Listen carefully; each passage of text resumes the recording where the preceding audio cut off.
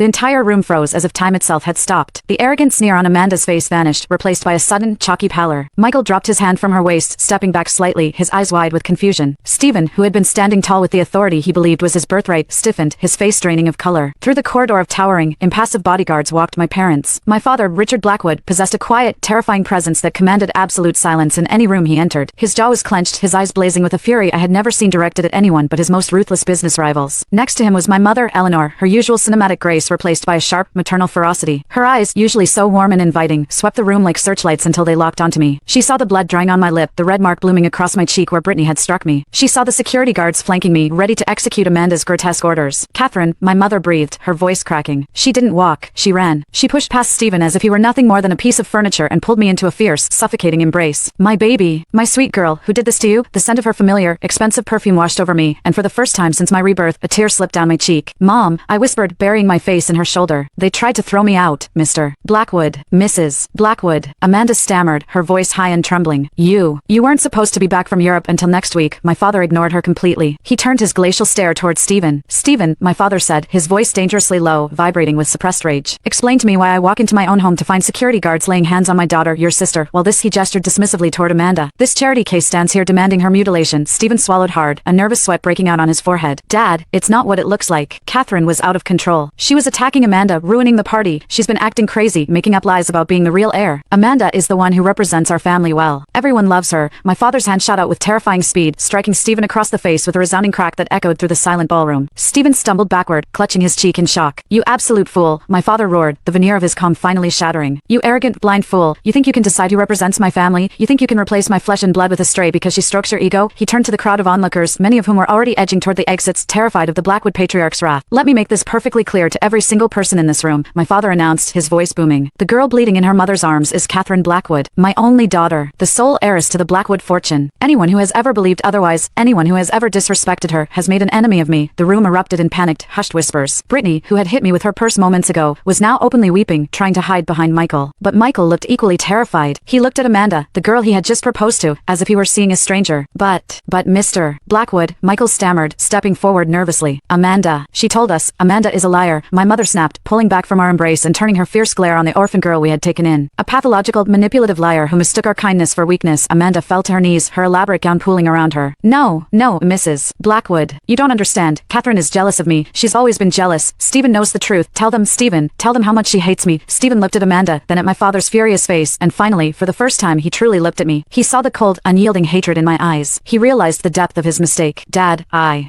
thought I was protecting the family image, Stephen whispered weakly. You